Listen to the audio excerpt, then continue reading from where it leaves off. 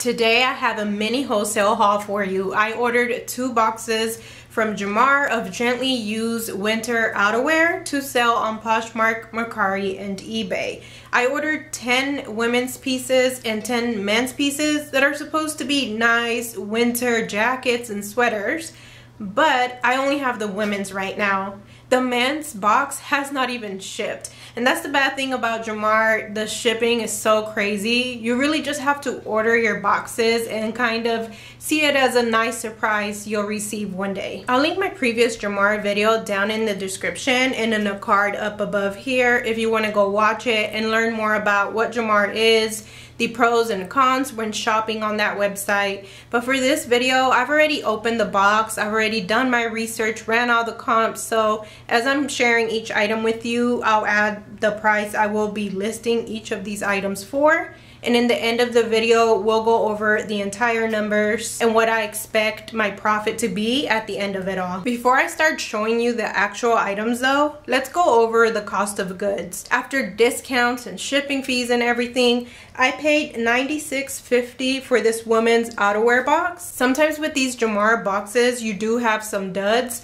Things that I can't post in my shops either because of the style or the brand or the condition. But after inspecting these 10 items, I'm happy to say that I will be posting everything. So that brings the cost of goods for each of these items I'm about to show you to $9.60. Let's start off with a not so good one. If you see this brand at your thrift store or anywhere you source, it's probably not a good idea to pick it up.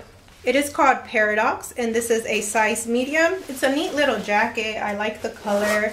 I like the purple, and it has kind of like a space dye in between there. It's a full zip. It has pockets, so it's a nice little jacket, but I don't expect much for it after doing comps. But if nothing else, let's hope it's at least a fast sale. This next jacket is a very neat jacket. It is by the brand Topshop. Let me see if I can show you this tag here. It's called Topshop, which is not a particularly good brand, but this style could have done well. It is a moto jacket, so it has zippers and the sleeves are quilted and faux leather. And this part right here is a wool blend. I like the Sherpa, makes it kind of like a teddy type jacket, which do really well during the winter.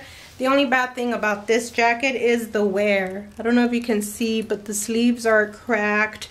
They're cracked all over. I mean, it's nothing too bad that it's unwearable. I almost don't want to post it, but I'm going to give it a shot anyway. This next one, I've never heard of this brand. It is Andrew Mark.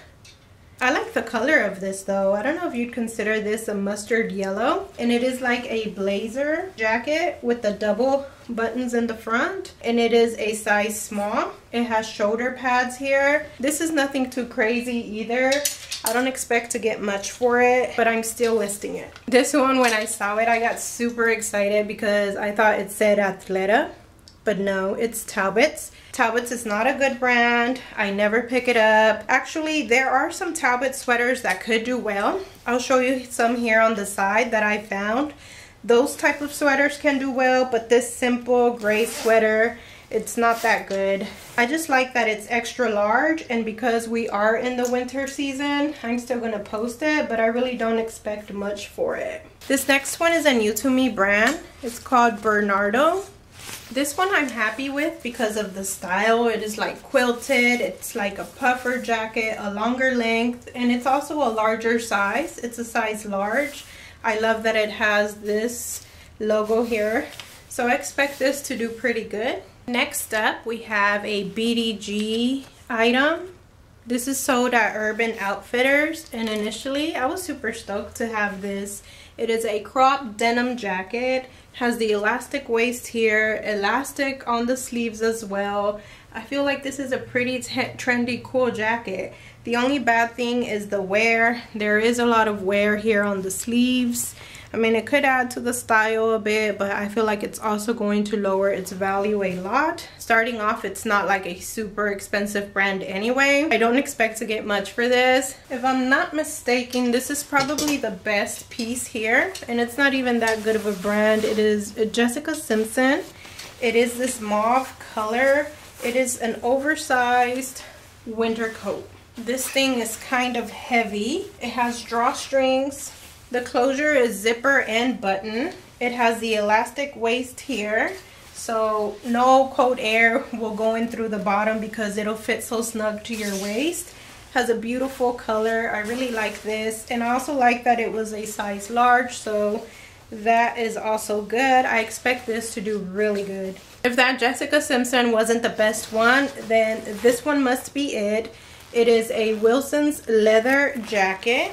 It has a 3-button closure here, the collared neck. Just a very simple, genuine leather jacket, which you can't go wrong with. This one is a size medium, and there is some distressing here on the sleeves. There's a little bit of distressing here along the trim, but it's nothing too major, nothing that will make it not sell. This brand is Susan Graver. It doesn't have a size, but to me it seems pretty big. Even though the brand may not be much, it may still do good just because of the style. It is a fleece jacket with the color block. It has the hood and it has the buttons. Like I said, it doesn't have the size, but I would guess this is a large or extra large, so that'll also make it sell quick and hopefully for a little bit more money. And here's what the back looks like. This last one I'm not too excited about. It is a Madden Girl quilted vest. This is a size small. It does have this embroidered logo here, but Madden Girl is not a good brand to pick up. The comps on this are very low, anywhere from $15, $12 or below. So I don't expect to get much for this, but I am going to list it because I think it will sell because of the season we're in. So I guess all in all, it was a good box. My favorite was definitely this Jessica Simpson jacket here because of the color and the size. I think this Wilson leather jacket will do good. And then my third favorite piece had to be this Bernardo quilted puffer coat in a size large. Now let's talk about the final numbers.